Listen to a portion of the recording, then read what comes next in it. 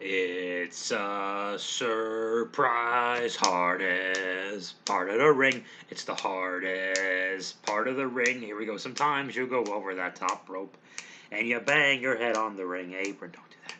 That's when you feel like a big dope, because they're the worst bumps you can be taking. Oh, it's the hardest part of the ring. The hardest part of the ring. Two more. Sometimes you reach out for that hot tag, but then you go ahead and make your own comeback. Why do you do that? That's when you should quit wrestling, and you're better off rolling in thumbtacks. AEW, the hardest part of the ring. The hardest part of the ring. One more. Sometimes you're distracting that referee, and the babyface has your wrestler pinned. Then you get punched to the ring apron, and you realize all the trouble you're in when it's the hardest part of the ring. Hey, it's the hardest part of the ring. Now double claps. Here we go, Bob Squad. The first ever full AEW pay-per-view I've ever watched. And I picked a doozy, and it's coming at you right now on YouTube and Podomatic. The hardest part of the ring. The hardest part of the ring. Ba-da-ba-da. Whoa, yay. What's going on, Bob Squad? I can't believe the episode of Hardest Part of the Ring we are about to bushwhack our ways through. Oh my goodness, I didn't think I was going to do this. I decided on this late last night. I'm going to plunk down some money. It ended up being more money than I thought it was going to be. I haven't ordered a pay-per-view in 10 years. But be that as it may, I thought I'm going to try AEW. The CM Punk thing has got me so hyped up. I don't want to wait a couple of months when it doesn't mean anything to watch the Punk Darby Allin thing, yada yada yada. I just want to see what's going on. I want to be a part of this and see if I'm going to like or hate this show. From the sounds of the results of many AEW pay-per-views, I'm pretty sure I would have hated those shows. But this one, oh, if you had to pick one, I'm willing to bet I picked the best AEW pay-per-view and show ever. I think I did. And I've only seen one in full. I've always watched clips and this, that, and the other thing and kept up to date. But, holy crap. If you're new to the hardest part of the ring, because I imagine everyone's going to be sucking up various internet talking points, this is intentionally the worst wrestling podcast of all time. I give results that you already know. I give opinions you're going to hate. What gives me the right, as opposed to any other wrestling fan, to give my opinion? Well, we all have the right. I was a student trained by WWE Hall of Famer Off the Wild Samoan a very long time ago. So I learned to wrestle and get very hurt doing things the old-fashioned way. And I was an indie wrestler in northern Pennsylvania for AFA, and then years later in San Diego as well for a bit. And those are my experiences. I've been a stand-up comedian for 15 years, so I know a thing or two about public speaking. And combined, I like to think I know a few things about crowd psychology specifically. I've always told comedians that I know. I learned more about comedy from Off of the Wild Samoan and his school and his pro wrestling students and promotions and whatnot. I learned more about comedy from wrestling than I did from comedy, if that makes sense. Uh, so whenever I hear old timers complain about this and this, they're right. Even if they're crazy, they're still right. The shit just makes you crazy. Let me take a sip of water. We will begin. I guess there was a pre-show when there was a match with 88 guys in it. I got home and towards the end of that because I was getting some Rubios. It's a taco, like kind of a fast food chain out here in San Diego, America's finest city. And so that was nice. And I enjoyed the tacos thoroughly. I always get the 2 fish taco plate with one extra original fish taco. There's chips and beans, and the chips and beans, and they're all right, but they didn't sit well with me and made me miss part of the match later on. We'll talk about that. And hopefully not too much detail. Gross. Okie dokie. We open a show without Hulk Hogan slamming Andre the Giant. I am used to saying we always open a show with Hulk Hogan slamming Andre the Giant because if you watch any WWE programming, we do. That's how every WWE programming has begun for the last several years. The first thing you see, believe it or not, when doesn't matter if there's water guns or zombies or dolls winking at you or whatever the hell you've seen in WWE, every one of those shows actually begins with Hulk Hogan slamming Andre the Giant. It's a fun fact. This show, however, right off the top, and this is 5 p.m. Pacific time, so pay-per-views for us start at 5 p.m., which is good because this thing was 4 hours. And that was my concern. I thought it was going to be 9 days long, and it kind of was, but it picks up. AEW All Out. That's the note I wrote. You already know that. There's a nice little instead of Hulk Hogan slamming Andre the Giant, JR said it's Sunday night, and you know what that means, of course, a classy and brief tribute to Brody Lee. And I think that's great. I love it when the company tweets out it's Wednesday, Sunday, Tuesday, whatever the day their show is on. You know what that means as a tribute to Brody Lee. So I love that.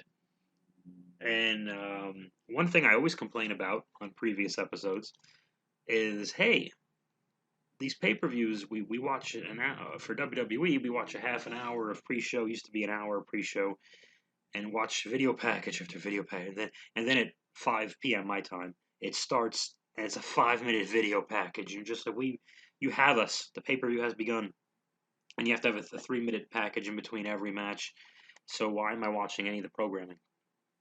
Because I don't watch SmackDown because I don't have a TV. I watch occasional YouTube clips, and when I watch a pay-per-view, I can totally catch up because you've given me 48 packages, so I don't need a 49th package. Anyway, Justin Roberts is he wears on you as time goes on throughout the night. I found out, and we open with the TNT Championship, and I love this because by 5:05, 5 minutes into the show, we pretty much have a lockup, which I'm not used to with WWE programming pay-per-views. So I'm liking it. Obviously, I know who Miro is. I know who Eddie Kingston is from NWA and their YouTube show, which I loved when I was on. Kingston and Miro, well, at least it was long. Good God, a bit of a. I mean, this is on paper. It sounds like a great idea. I think there was a bit of a styles clash, and they had a 15-minute match, and it could have been 8. No offense to any of them. Miro keeps the thing. The match gets 3,420 stars. Please do not question my star system. It's something I borrowed from my friend Stale Seltzer over at the Wrestling Rubberneckers. So please just don't. I don't have time to explain the system right now because we have a lot to cover. But it gets 3,420 stars. Yeah, it was too long and started to fall apart, but it was good. Pardon me. It was good for a while. I was enjoying it. I like Eddie Kingston's facials. Eddie, there clearly is an AEW style starting to develop, and a lot of that is no selling, and I dare you to hit me, because that happens several times, several matches in a row. And Eddie does a lot of that, and it wouldn't be so bad if he wasn't the only one who does it. Then Moxley wrestles after him and does it several times. Bit of a styles clash, and what did I write? Oh, the announcing. Okie dokie. So I'm going to spend a little bit extra time on the first match because this whole experience is new to me.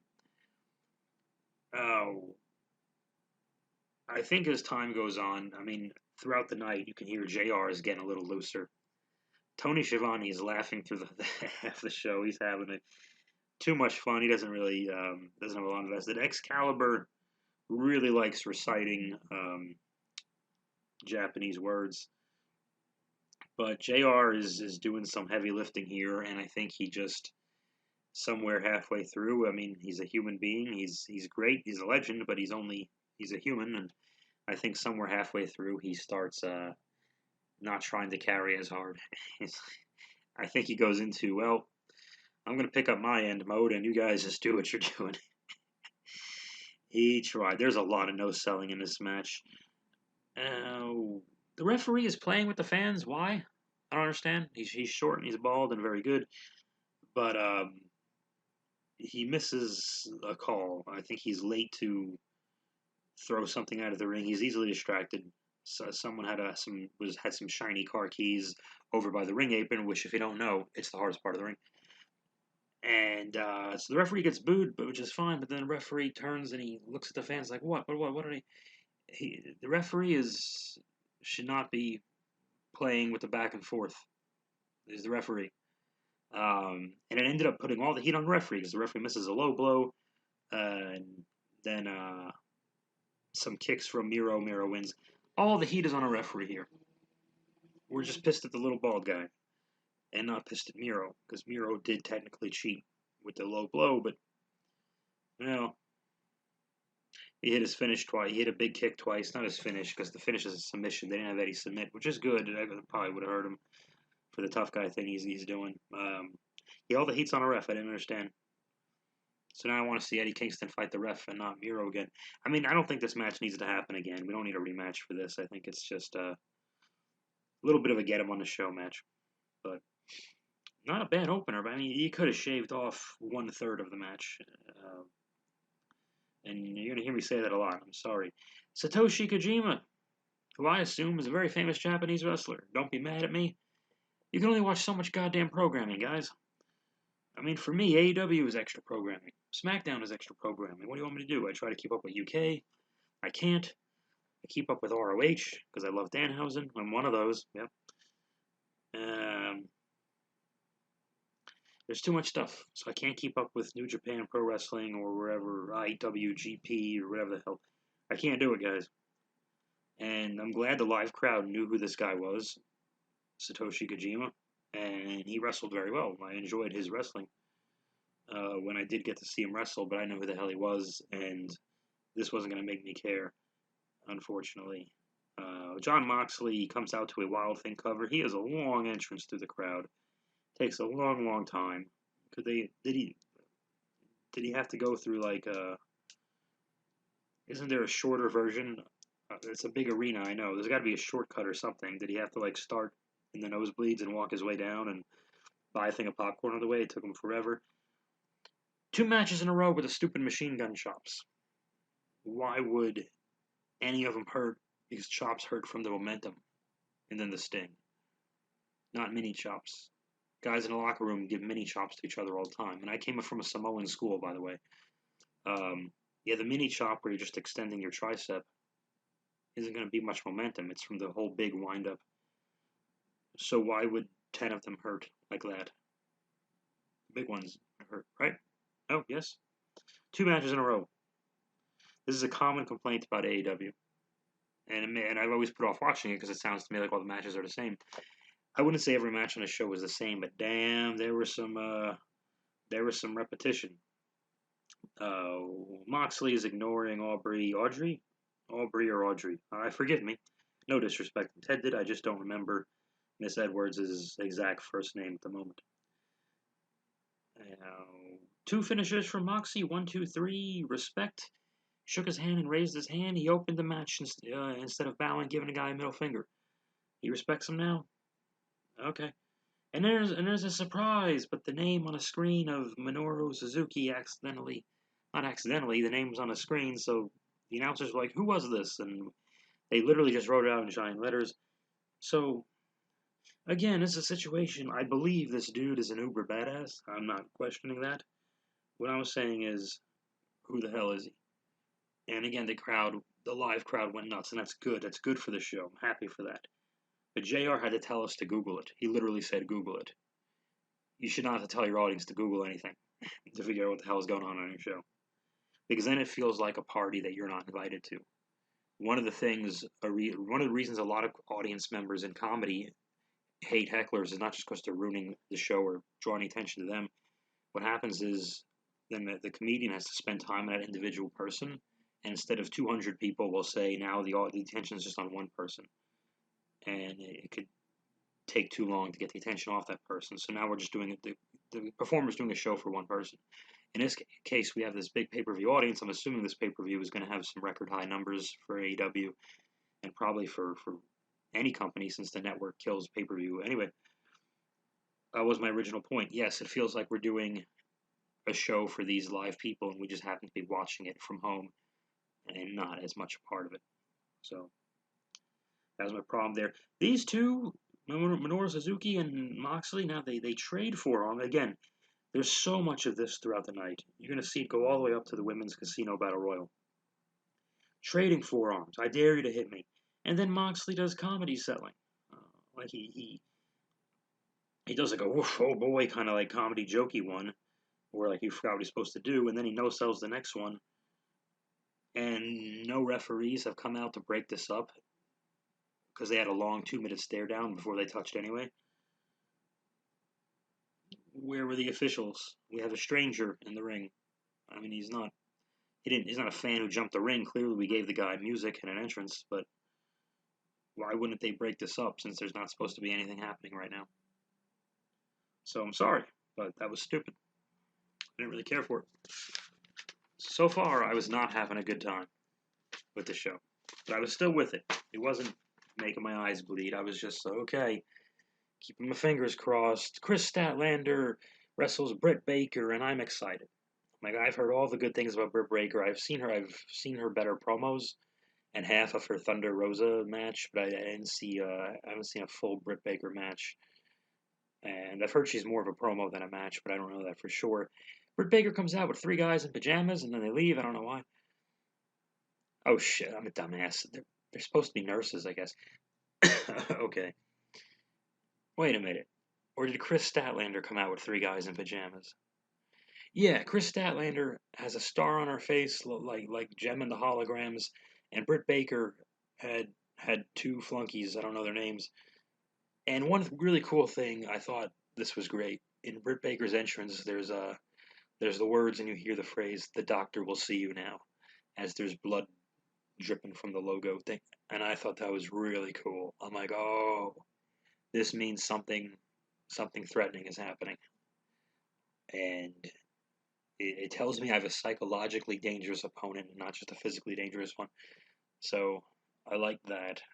And then Chris Statlander smells her own finger. I don't know why she did that. Orange Cassidy comes back out. I guess he was in that pre-show thing and that I missed. He's with Chris Statlander for some reason. She's supposed to be from another planet, which is interesting. And then I had to go to the men's room because of the fish tacos. So I just kind of listened from a distance, but the match was very long again.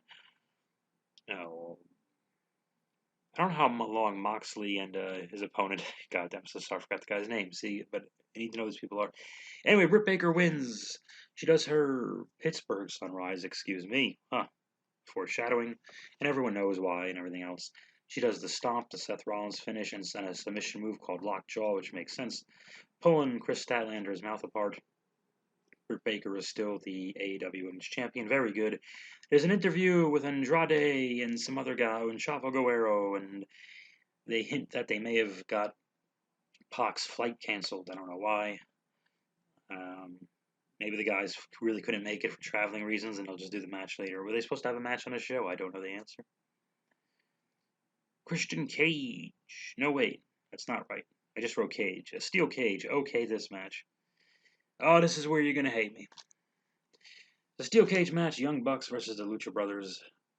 The steel cage is unforgiving, so you can try apologizing to this thing. It's not going to forgive you because they always tell you how unforgiving the cage is. So the cage holds a grudge. There's rappers and there's dancers in funny robes and masks, but under the robes and masks they have jeans and sneakers, and it looks comical. During this, there was not one shot of the crowd enjoying it. And we know they got that new production guy, Tim something, because everyone's seen that clip. So if there was the crowd jumping up and down having a good time, we would have seen shots of it, and there was not one crowd shot during this song. But the Lucha Brothers seem to be loved by this crowd regardless, which is good. The cage is 88 feet tall for whatever reason. I guess so you can jump off it. You can make it 10 feet tall or 20 feet tall. If it doesn't have a roof, it sort of saves the same purpose, no? Am I wrong? Excalibur has to mention Pro Wrestling Guerrilla from 2016.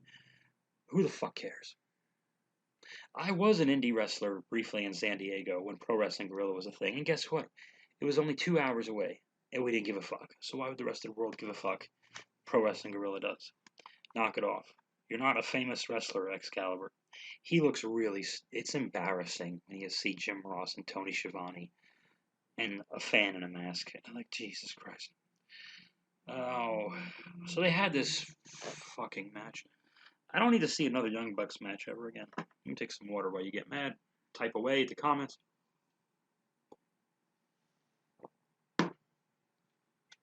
So I understand. Okay, it's in a cage. It doesn't have to. I don't know why it's in a cage. Where other teams trying to interfere. I guess Don Callis. Okay, you can make that point, but okay, I'll secede on that. I'll give you that one because I guess there's a tournament and the winner fights the Bucks. The winners fight the Bucks in a cage. And you could argue, well, that will keep Don Callis out. Well, okay, that's fine. Fine. It's a stretch, but I'm going to buy it. I'll go with you. This match, okay, so there's going to be no DQ, so it has to be Texas Tomato rules. I know what I said. That's fine. So while we're playing catch up with the tomato rules, LOL, I make jokes. I make a lot of jokes. So we know there's going to be no tags, which is going to be hard because now how are we going to get heat? We're not. We're going to do this choreographed dance routine that's just video game moves. There's no. You could say the heat on the Lucha Bros was when they're laying there selling forever. Well, what's his face? Oh, the Buck's stupid friend. I forget his name. The most physically impressive thing of the match, the sidekick throws a bag over the cage, and Matt Jackson, I think it's Matt, fails to catch it, but he takes out a tennis shoe, a high top, if you will, whatever these sneakers are called. He takes out a sneaker that's specially made with thumbtacks sticking out the bottom. Why would that exist? Why did you make that? And he has to make an evil smile, but he's a tiny man, so I'm not afraid of him. And I think he's licking the thing or pretending to. I don't fucking know. And of course, here comes super kicks with the thumbtacks, and the older Lucha Bro saves the younger Lucha Bro. And then at one point, both older brothers on each side are threatening to pile drive the younger brother the opposite side on the ring apron, which is the hardest part of the ring. And they both do, and there's one Lucha jumps off the cage, of course, and the three of them stand there and catch him.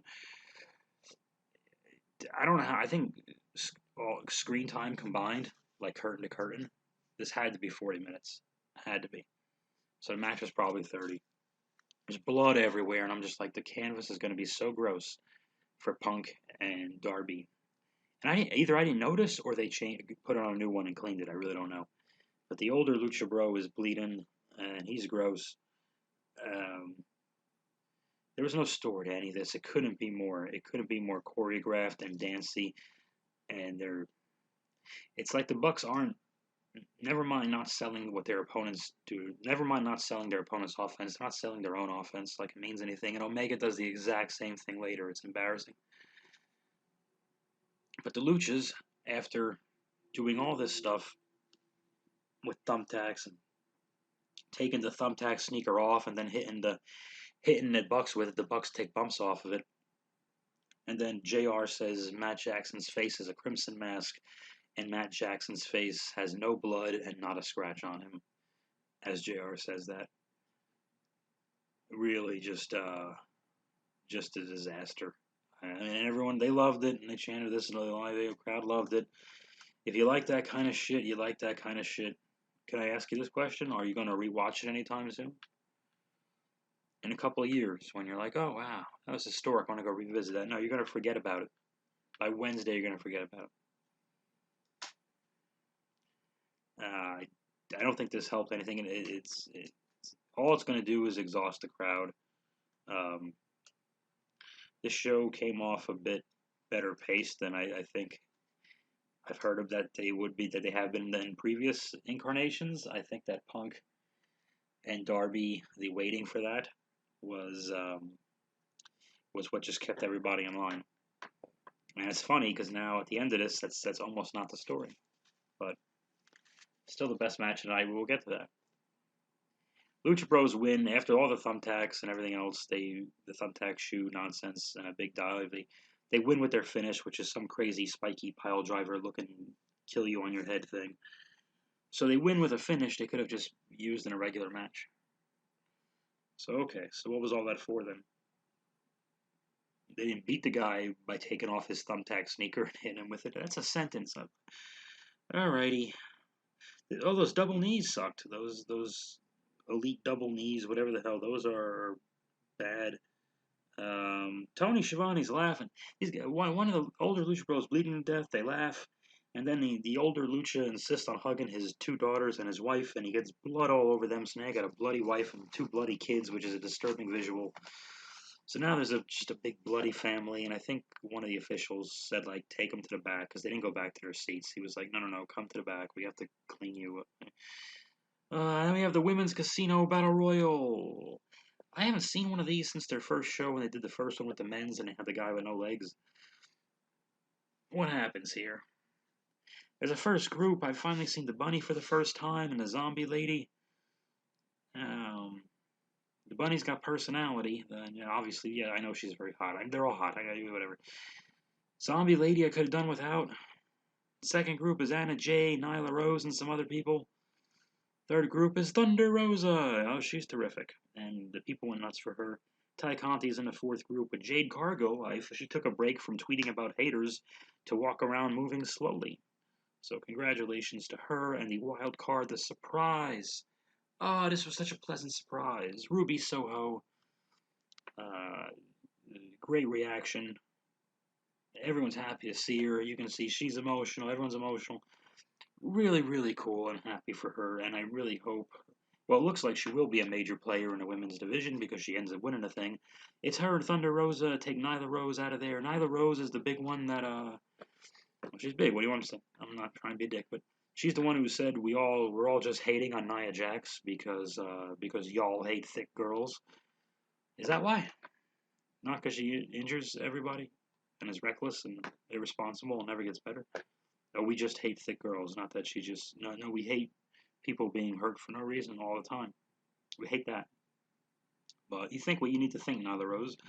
But there's some star power in the women's division now, and I think Brit ain't going anywhere for a while. Ruby's there, and Thunder is there. I never call her Rose. I always call her Thunder for some reason. And who knows? Will we get Charlotte Flair? Under probably a different name at some point? It's a possibility. We don't know, but it's a possibility. I have no idea what her contract status is. So why would I know that? Ruby wins the thing, and this was the right thing to do. It didn't, and she beat Thunder as delicately as you can without making Thunder look bad. Because Thunder just couldn't win it, and she thankfully she came out before Ruby, which is good because the excitement, the pop would have all gone to Ruby, so it's a good thing she's coming out last. The concept of this battle royal didn't. I understand it's like a group Royal Rumble type of thing. They're trying to use their own spin on it. Here's where it hurts everyone who's not first. I think it hurt. Groups 2, 3, 4 are hurt, and the first group and the Joker person is okay. Because when group 2, 3, 4 all enter, so this is not one of the funnier episodes of Hardest Part of the Ring. Because I've never seen this shit before, so I'm just trying to process it all. Oh wow, this is going to be long too. The groups 2, 3, 4 when they enter, their music only plays for 10 seconds, and they come in the middle of the ring. By the time they start doing their thing in the middle, someone else's music is playing, and it's the heads in the crowd are all looking to the entrance anyway, so nothing's registering. Like Ty Conti comes in and she goes after whoever the hell she goes after. Like it's not registering. The second group, Anna Jay and I think the Bunny go at it, but people are also looking at Nyros or whoever the hell else was in that group coming down. It kind of represents the show and the booking actually, because the attention is just everywhere. Happy Ruby won the thing. I'm glad she doesn't have the green hair anymore because I think she started doing the green hair like around the time they were really crazy about Shotzi Blackheart. So it just kind of was like, oh, was the other green haired one. So that works. It works. And you know what? It helped. I'm only seeing this now. I didn't see this when I saw her enter for the last few WWE years. She looked happy on her way to the ring. On SmackDown or whatever, Raw, she always looked like, I'm trying really hard to play this part. Yeah, they make you talk about how happy you are to be there. If any company you work for in life that reminds you how happy you are to be there, you're probably not happy to be there. They doth protest too much. MJF wrestles Jericho. Okay. I don't know the last time I saw an MJF match. Jericho, he had that wonderful moment where they all sang his song a couple of weeks ago. And you find out people are passing around the lyrics or whatever. Anyway, they had a dude play his song, and it was kind of another forced fake emotional moment. I wasn't really feeling this one as much as I was the one a few weeks ago. And he's looking around, like he has that old timer, like Mickey York, the wrestler look. Like, okay, this might be it. I don't know. Anyway, he takes a pile driver on the apron, which is the hardest part of the ring. They do a finish. Let me talk about the match for a sec. It wasn't bad. And yeah, Jericho actually looked better than he's looked in the last year or so. It just, I think everyone knows these stipulations, with retirement stipulations, everyone knows win, lose, or draw, we're seeing Jericho again. It's like, it's the is Jericho taking a vacation match. Not really the will he retire forever match. There's no emotion to it. And these fans, they're smart fans. They know that if there's 9 matches, a guy's not going to retire. A guy of that status won't retire in a 6th match. They're going to end with it, and you would think, in theory, in a big curtain call, everyone come hug him, blah, blah, blah, blah, blah, and get COVID. So there's a little fake out finish here. Jericho gets pinned with his foot on the rope. Second referee yells at Aubrey. We'll go with Aubrey. Audrey Meadows. Joyce Randolph. And Art Connie, starring Jackie Gleason. So Audrey Meadows counts the 1, 2, 3. Second referee says, "Hey, his foot was on a rope," but she goes, "Oh fuck!" They restart the match, and within a minute, Jericho he gets out of that armbar and he wins with the Jericho Boston Crab, whatever the fuck. I can't think right now. And there you go. He taps out MJF. Supposedly they've been feuding for over a year. Is that true? And why? Okay, here it is, match number 7. Here we go. I'm putting down my notes. Darby Allin versus CM Punk. CM Punk versus Darby Allin. Sting is nowhere to be found. I forgot about Sting until he showed up at the end. This was done perfectly. 100% perfectly. I was in a Facebook group discussion, and everyone's got their theories, and one guy posts his theory. You know what I think should happen? Like, fuck off. Nothing. Shut up. You know what I think should happen is Darby should cheat to win and turn heel, and then he beats down Punk, but then Sting pulls Darby off of him, and Darby turns on Sting and leaves Punk laying, and that'll get heat, because I heard the word heat a lot of times. Shut up, idiots. No.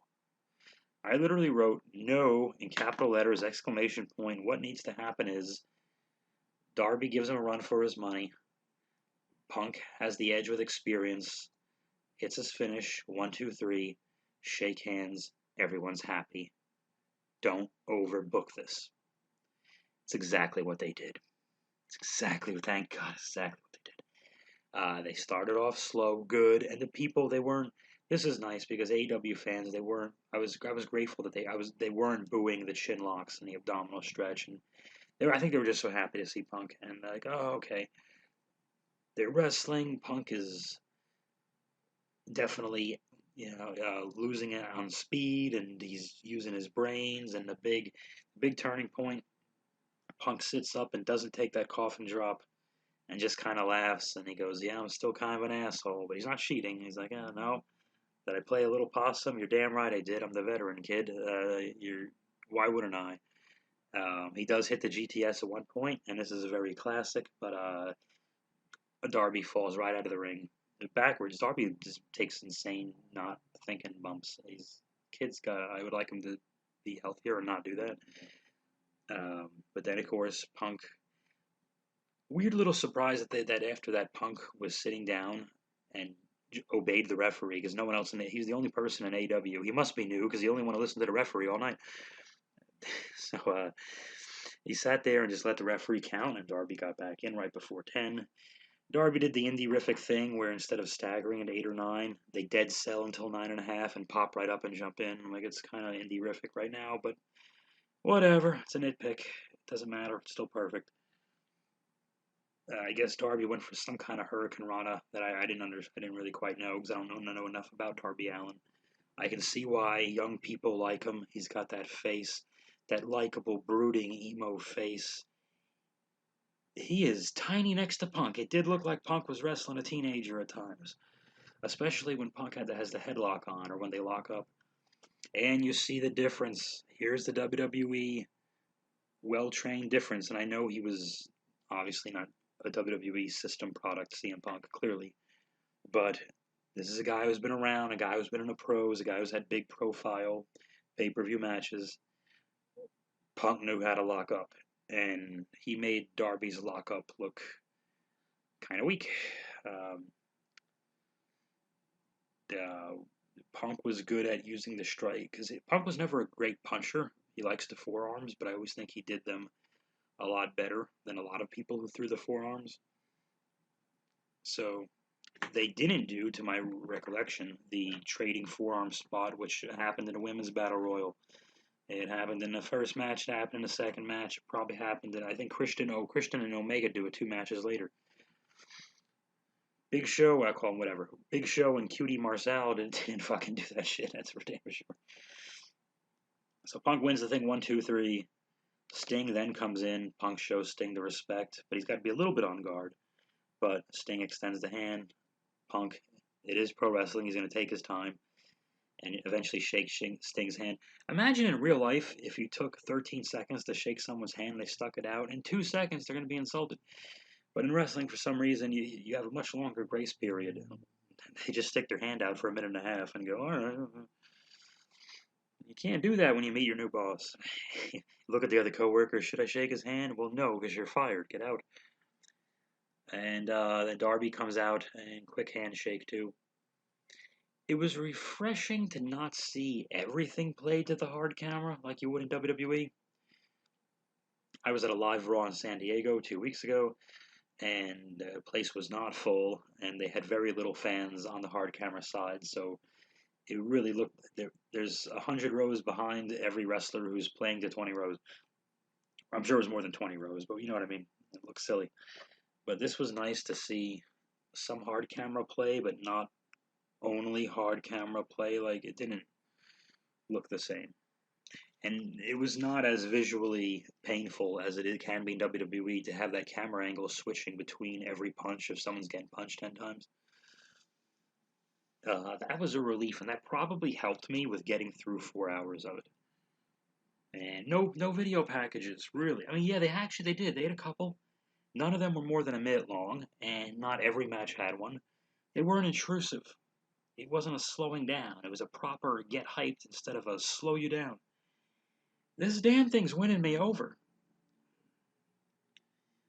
So the way they did this was perfect. My only question was, and I guess I answered my own question later, was when the match happened, I go, this is not last.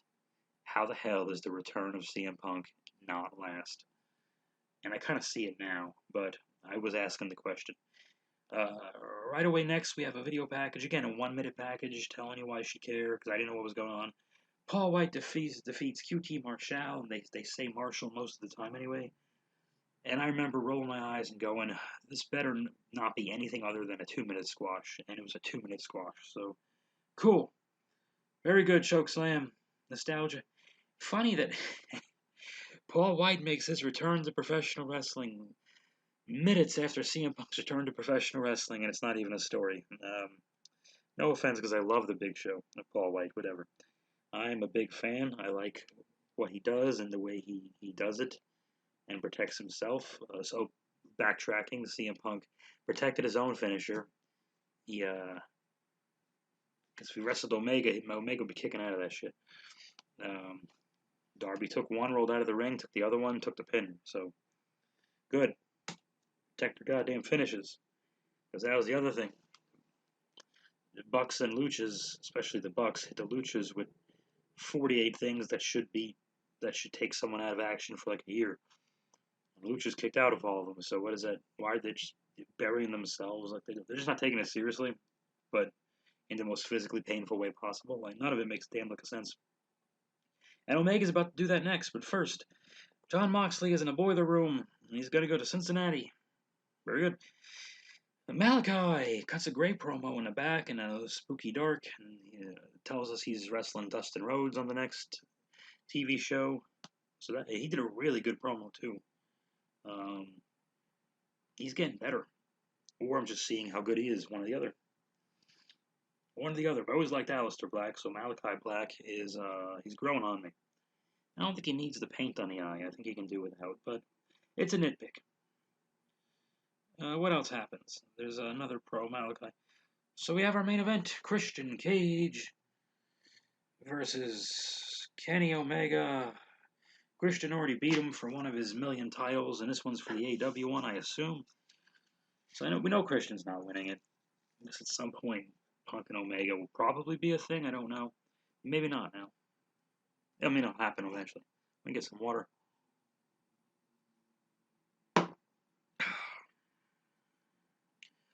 So we just watched Christian Cage try to have Kenny Omega's match, and it doesn't work because Christian's stuff is good and it makes sense. They're outside of the ring very quickly, but actually I'll forgive that because it's the last match. But it's still really quickly turning outside of the ring. Good God, Kenny's facial expressions, and every other move he has to do some kind of finger point. He's always pointing. He's always doing the gunshot finger point, pew, like the annoying coworker from the '90s. You know, they do that. I think there's a Seinfeld episode with the fingers. I'm sure there is. I don't know why.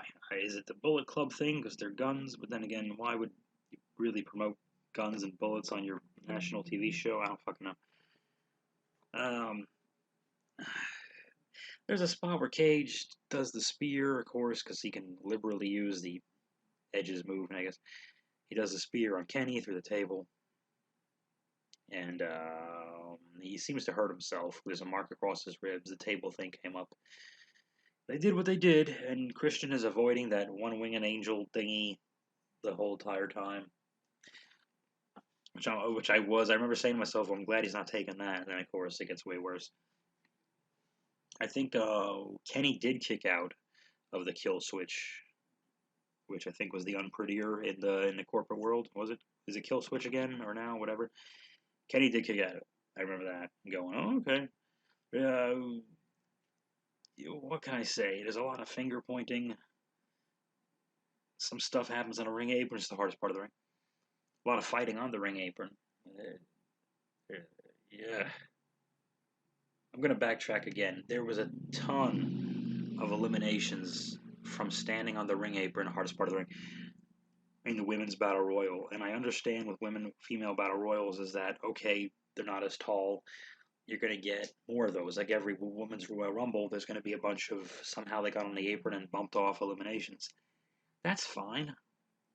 But it was like every one of them, and you could really see the difference, the quality and training between the WWE or NXT women and the ones in AEW. There was a difference because Thunder and Ruby, I can't even think of anyone else really, but Thunder and Ruby stood out for all the right reasons. And the others, it was obvious. It was really obvious. Even the taller ones, like a Jade Cargill, got knocked over, but she took a weird sloppy bump. There's just a quality and training level, and also when they do get bumped off, Ty Conti did it, but she's not the only one. I think a lot of them took that hit. They would be standing on ring apron, hardest part of the ring, and there was just a long delay between them getting hit and then stepping off the ring apron. It was just a lot. I just didn't think much of it looked good. So I really hope Ruby can go to the top of this thing and have a long thing or a significant thing. Doesn't have to. Not everything has to be long, but a significant deal with Brit or some. Let's see what she can do. Because people are behind her. She's got a lot of momentum on her side. I'll go back to Kenny and Christian here. There's a bunch of distractions. Gallows and Anderson run around. Callis runs around. He's in the ring for some reason. The referee runs him out of the ring, and it's very goofy. There's Canadians everywhere. Eventually, Christian has his finisher kicked out of, and Christian ends up taking the one-winged angel thing off the top rope, the super one, and that's clearly the pin, 1, 2, 3. I'm glad he didn't kick out, first of all, but, well, okay, he spent the whole time avoiding that one finish, and then he ended up taking the super version in the end, which is creative, so I'm okay with it. What I'm getting a text. Oh dear, who could possibly be texting me? I'm sorry, guys. No, I shouldn't. I should be not looking at this right now. Okay, I'm sorry. These things happen. All right. So anyway, there's a beatdown of Christian and Adam Cole from NXT. Because he didn't have a no-compete clause. His contract expired, so he can go wherever the day after.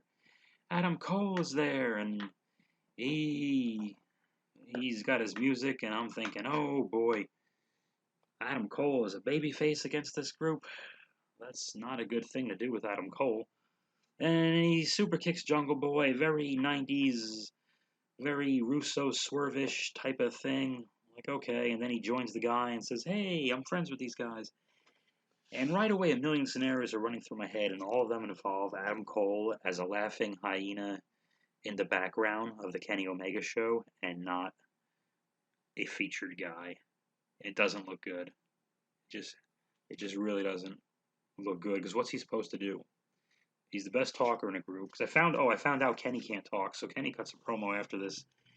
He's horrible. Can't finish half his sentences. Talks too fast. He's not believable.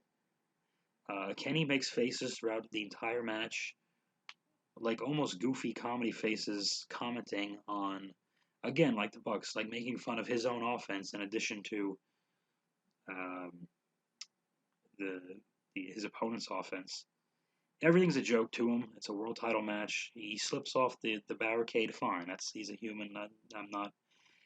And he knows they're going to chant "You fucked up," so he does this goofy shushing thing and then does the moonsault. But he's laughing off like, I know I fucked up. And he's laughing like he's winking at us, telling us, like he's breaking a fourth wall in between every move. It's annoying. And Christian has to lay there and sell it. And it's irritating to watch. And his promo is pretty much the same thing. Adam Cole, he actually didn't get a reaction on this. He did a little "No Chance in Hell" reference because of Vince McMahon. No chance in hell you're gonna something that I was gonna not be friends with Omega. Like, okay, they went nuts when his music played. But all right, but then for some reason that one line it didn't make everyone go, oh. I mean, we just saw CM Punk return. So Ruby's back. Punk has returned. Adam Cole is back. Any more surprises? Yes. The Flight of the Valkyries, with a little bit of a drum beat behind it, starts playing. And Daniel Bryan arrives, and the people lose their shit again. Was it over the top, kind of a little bit of hot-shotting everything in the kitchen sink Marcus booking? Yes, it was. But damn if people ain't going to be talking. Can't do that all the time. So I was a little like, wow, but oof. Because now Adam Cole's not the story. And CM Punk is not as much the story anymore. He's still very much the story. And I didn't remember Ruby Soho arrived until I just looked at my notes before hitting record. That's a lot of stories. Like, when I first heard Punk and Bryan, I thought, well, they better not bring them in at the same time, because goddamn, you're going to fuck them both. They didn't debut on the same show, but close enough. Keep them apart, I hope, but no. Is Punk going to be like Cody, where he just has his own island to himself in every storyline for a little bit? I don't know the answer. A Punk Bryan on Darby alliance against Omega and friends, and I really am so already afraid of Cole is just not going to be portrayed as a superstar. Because if Kenny is the champion and Cole's not going after that championship, what the hell is he doing there? He's not going after the Miro title. So why is he there? To talk for Kenny? Because Kenny still wants to talk, even though he shouldn't. Fuck.